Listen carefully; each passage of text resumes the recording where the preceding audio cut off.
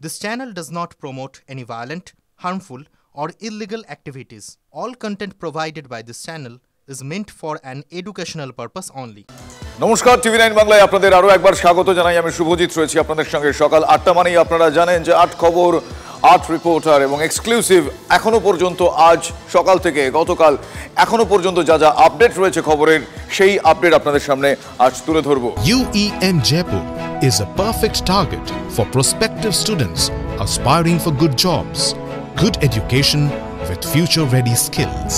শুরুতেই আমাদের অবশ্যই নজর রাখতে হবে, আপনারা জানেন যে আজ মিছিলে হাঁটবেন মুখ্যমন্ত্রী মমতা বন্দ্যোপাধ্যায়, সঙ্গে আজ অভিষেক বন্দ্যোপাধ্যায়ও থাকবেন। তার কারণ দুয়ারে করা নাড়ছে 26-এর বিধানসভা নির্বাচন। এবছর 26-এর ভোট কতটা গুরুত্বপূর্ণ তার নতুন করে বলে দেওয়ার অপেক্ষা রাখে না। 26-এর ভোটের আগে বাঙালি আবেগে শান মুখ্যমন্ত্রী। কয়েকদিন পরেই 21শে জুলাইয়ের আগে অভূতপূর্বভাবে মুখ্যমন্ত্রী তথা তৃণমূল সুপ্রিমো মমতা বন্দ্যোপাধ্যায়কে মিছিলের সম্মুখ সমরে দেখতে পাওয়া যাবে। তৃণমূলের বার্ষিক মেগা সমাবেশের আগেই ভিন রাজ্যে বাঙালিদের হেনস্থার প্রতিবাদে আজ পথে মমতা বন্দ্যোপাধ্যায়। আপনাদের জানিয়ে রাখি, এই মিছিলের রুট কলেজ স্কোয়ার থেকে ধর্মতলার ডরিনা ক্রসিং পর্যন্ত। এই প্রতিবাদ মিছিলের নেতৃত্বে খোদ মুখ্যমন্ত্রী থাকবেন। বাংলাভাষীদের উপর বারবার আক্রমণের প্রতিবাদে আজ তৃণমূল নেত্রীর সঙ্গে পা মেলাবেন অভিষেক বন্দ্যোপাধ্যায়ও। আমার সহকর্মী সৌভিক এই মুহূর্তে আমার সঙ্গে রয়েছেন। সৌভিক, সুপ্রভাত। আমি জানতে চাইবো যে আজকের এই মিছিল, যে মিছিলের একেবারে পুরোভাগে মমতা বন্দ্যোপাধ্যায় থাকবেন, অনেকগুলো দিক থেকে এই মিছিল গুরুত্বপূর্ণ, অভূতপূর্ব বটে। এর আগে 21শে জুলাইয়ের আগে এভাবে মমতা বন্দ্যোপাধ্যায়কে সে বছর মিছিল করে পথে নামতে দেখা যায়নি, কিন্তু বিষয়টা উল্লেখযোগ্য। আজ এখনো পর্যন্ত এই মিছিল কোথা থেকে কোন দিকে যাবে, কারা কারা থাকবেন, আর কি আপডেট পাওয়া যাচ্ছে, প্রস্তুতি বা কিরকম? দেখো, আজকের এই মিছিল কিন্তু অত্যন্ত গুরুত্বপূর্ণ এবং মিছিলের পরে যে সভা আসে এবং সেই সভায় মুখ্যমন্ত্রী মমতা বন্দ্যোপাধ্যায় কী বক্তব্য রাখেন এবং অভিষেক ব্যানার্জি কী বক্তব্য রাখেন, তার সেই দিকেই কিন্তু তাকিয়ে সবাই। এবং প্রায় এক বছর, গত 2024 সালে কিন্তু মুখ্যমন্ত্রী মমতা বন্দ্যোপাধ্যায় এবং অভিষেক ব্যানার্জি মিছিলে হেঁটেছিলেন একসাথে। এবং আজকের বিভিন্ন রাজ্যে যে বাঙালিদের উপর হেনস্থা, সেই হেনস্থার প্রতিবাদেই কিন্তু আজকের মুখ্যমন্ত্রী মমতা বন্দ্যোপাধ্যায় এবং অভিষেক ব্যানার্জি পথে নামবেন এবং অন্যান্য যারা নেতৃত্বস্থানীয় তৃণমূলের তারাও কিন্তু থাকবেন। পাশাপাশি বলা যেতেই পারে যে 21শে জুলাইয়ের আগে এই আজকের যে মিছিল, সেই মিছিলের কিন্তু যথেষ্ট মাহাত্ম্য রয়েছে এবং আগামী 26-এর যে ভোট, সেই 26শে ভোটে কিন্তু আজকের এই মিছিল অর্থাৎ বাঙালিদের উপর যে হেনস্থার ইস্যু, এটা কিন্তু অত্যন্ত গুরুত্বপূর্ণ এবং এটা হাতে করেই কিন্তু আগামী 26-এর ইলেকশনে তৃণমূল কংগ্রেস লড়বে, এটা কিন্তু বোঝাই যাচ্ছে। উল্টো দিকে আবার কিন্তু বিজেপিরাও কিন্তু বিজেপি এবং কংগ্রেসের তরফ থেকে অর্থাৎ বিরোধীদের তরফ থেকে কিন্তু বিভিন্ন রকম কটাক্ষও করা হচ্ছে আজকের এই মিছিল নিয়ে। তার মূলত কারণ, যেমন একদিকে বলা হচ্ছে বিজেপির তরফ থেকে যে ভিন রাজ্যে বাঙালিকে যেতে হচ্ছে, অর্থাৎ তাহলে কি রাজ্যে কর্মসংস্থান কম রয়েছে, অর্থাৎ বিভিন্ন রকম এই ইস্যুর উপরই কিন্তু সবার নজর থাকবে। এবং মুখ্যমন্ত্রী মমতা বন্দ্যোপাধ্যায় এবং অভিষেক ব্যানার্জি আজকের মিছিলের শেষে যে সভা, সেই সভায় কি বলে সেটা কিন্তু সবাই তাকিয়ে থাকবে। পাশাপাশি এক কথায় বলা যেতেই পারে যে এই বাঙালি ইস্যু অর্থাৎ বাঙালিদের উপর নিঃসন্দেহে বাঙালি অস্মিতা এবং বাংলার মানুষজন ভিন রাজ্যে গিয়ে হেনস্থার যে অভিযোগ এবং যে ঘটনা, তার প্রতিবাদে আজকে বাঙালি অস্মিতাকে সামনে রেখে এই বছর 21শে জুলাইয়ের আগে আজকের এই মিছিল, যে মিছিলের নেতৃত্বে স্বয়ং তৃণমূল সুপ্রিমো এই রাজ্যের মুখ্যমন্ত্রী মমতা বন্দ্যোপাধ্যায়, অত্যন্ত গুরুত্বপূর্ণ। আজ মিছিল শেষে সভায় বক্তৃতা করবেন তিনি, বক্তব্য রাখবেন অভিষেক বন্দ্যোপাধ্যায়, এমনটাও জানতে পারা যাচ্ছে। 26শে নির্বাচনের আগে 21শে জুলাইয়ের আগে 18ই জুলাই প্রধানমন্ত্রী রাজ্যে আসার আগে আজ 16ই জুলাই মমতা বন্দ্যোপাধ্যায়ের ডরিনা ক্রসিং পর্যন্ত, কলেজ স্কোয়ার থেকে ডরিনা ক্রসিং পর্যন্ত এই মিছিল নানা দিক থেকে অত্যন্ত গুরুত্বপূর্ণ। 16 তারিখে বিরাট মিছিল, সবশেষে উনি বাঙালিকে ধরেছেন। বাঙালি মুর্শিদাবাদে কোনো বাঙালি ক্যান্ডিডেট অদিত চৌধুরীর বিরুদ্ধে খুঁজে পাননি, উনি আসানসোলে কোনো বাঙালি ক্যান্ডিডেটকে খুঁজে পাননি। মানুষের দিকে তাকিয়ে বলছেন উত্তরপ্রদেশের খৈনি থুতুতে আমরা কলকাতার লোহায় জং ধরতে দেব না। আর বহিরাগতদের নিয়েছে, কারা প্রার্থী করছেন পশ্চিমবঙ্গের বিধানসভায়, কারা প্রার্থী করছেন লোকসভায়। আজকে পশ্চিমবঙ্গের মানুষের সামনে নতুন করে বলে দেবার কোনো প্রয়োজন নেই। আমাদের পরিচয় বাঙালিদের এই মুহূর্তে কি? বাঙালি কাজের লোক, কিন্তু ভালো কুলি। মুখ্যমন্ত্রী বলছেন এত ভালো আমরা এগিয়ে চলেছি, কিন্তু এর পেছনে কারণ কি? রাস্তায় নেমে পড়েছেন 16 তারিখে।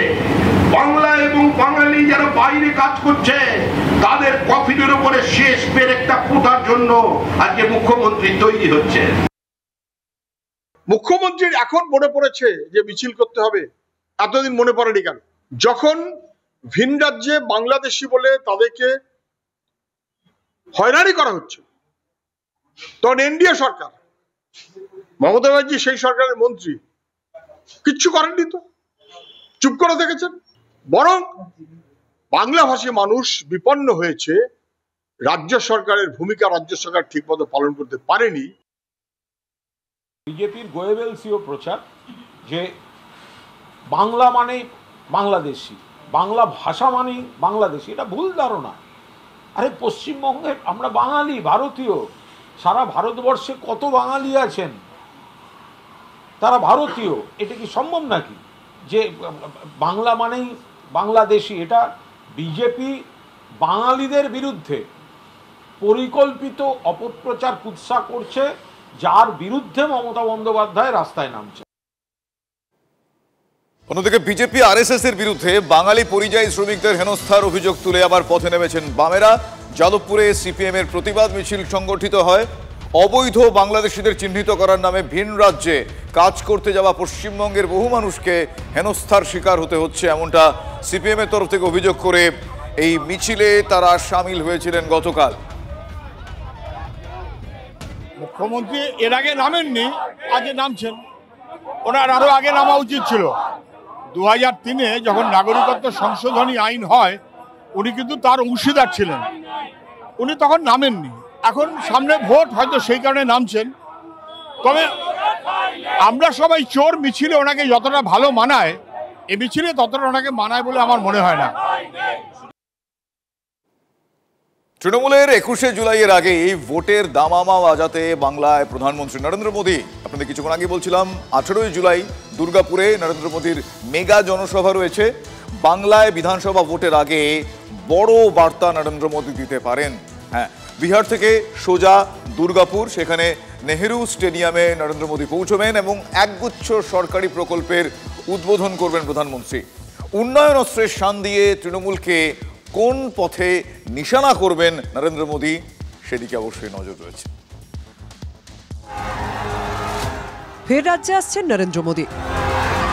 রাজ্য বিজেপির ব্যাটন বদলের পর প্রথমবার 26-এর নির্বাচনে কার নেতৃত্বে বঙ্গ বিজেপি ভোট যুদ্ধে নামবে, বেশ কিছুদিন ধরেই তা নিয়ে জল্পনা চলছিল। অবশেষে সুকান্তের জায়গায় রাজ্য বিজেপির সভাপতির দায়িত্ব গিয়েছে শ্রমিক ভট্টাচার্যের হাতে। বঙ্গ বিজেপির ব্যাটন হাতে নিয়ে 26-এ তৃণমূলকে ক্ষমতা থেকে সরানোর ডাক দিয়েছেন শ্রমিক। 26-এর ভোটের আগে শেষ 21শে জুলাইকে সামনে রেখে পাল্টা ময়দানে নামছে তৃণমূল। দুই ফুলের এই যুযুধান রণসজ্জার মাঝে এবারে রাজ্যে আসছেন নরেন্দ্র মোদী 21শে জুলাইয়ের 3 দিন আগে। 18ই জুলাই দুর্গাপুরে জনসভা করবেন মোদী। রাজ্য বিজেপি সূত্রে খবর, 18ই জুলাই শুক্রবার বিহারের মতিহারিতে একটি অনুষ্ঠানের পর প্রধানমন্ত্রী দুপুর 2টোর সময় অন্ডাল বিমানবন্দরে আসবেন। অন্ডাল বিমানবন্দর থেকে তিনি বাই কার সরাসরি নেহেরু স্টেডিয়ামে পৌঁছবেন। 21শে জুলাইয়ের মঞ্চ থেকেই 26-এর নির্বাচনে সুর বেঁধে দিতে পারেন তৃণমূল সুপ্রিমো মমতা বন্দ্যোপাধ্যায়। অনেকেই মনে করছেন তার 3 দিন আগে রাজ্যে ভোটের দামামা বাজিয়ে দিতে পারেন নরেন্দ্র মোদী। আমি মোদিজি এবং সমগ্র বিজেপিকে বলবো, এত আসা যাওয়ার খরচা নেবেন না, এখানেই কিছু বাড়িঘর ভাড়া নিয়ে নিন, এখানেই থাকুন 26 অব্দি। এত কষ্ট করে মানুষের কষ্টের অর্জিত ট্যাক্সের টাকা নষ্ট করার কোনো মানে হয় না। দিদি ওদিক যাবে তো মোদিকে এদিকে আসবে, মাঝে মাঝে চোকাচোকি হবে, মাঝে মাঝে দূরত্ব তৈরি হবে, মাঝে মাঝে এ তাকে দোষারোপ করবে, চলবে। আবার ভোটের পর সব ঠিক হয়ে যাবে, যেমন করে এতদিন ধরে মোদির সঙ্গে দিদি সবকিছু ঠিকঠাক চলছে। নরেন্দ্র মোদীর সভা নিয়ে দুর্গাপুরে নেহেরু স্টেডিয়ামে দেখা গিয়েছে চূড়ান্ত ব্যস্ততা। মঙ্গলবার এনএসজির আধিকারিকরা সভাস্থল ঘুরে দেখেন। গত মে মাসের শেষে আলিপুরদুয়ারে সভা করে গিয়েছেন প্রধানমন্ত্রী নরেন্দ্র মোদী। পদ্ম শিবিরের শক্তঘাটে উত্তরবঙ্গে বিজেপি কোন পথে চলবে, অপারেশন সিঁদুরের পর বার্তা দিয়ে গিয়েছিলেন তিনি। এবার দেখান দুর্গাপুরের সভা থেকে তিনি দক্ষিণবঙ্গের মানুষকে কি বার্তা দেন। Bureau report, TV9 Bangla.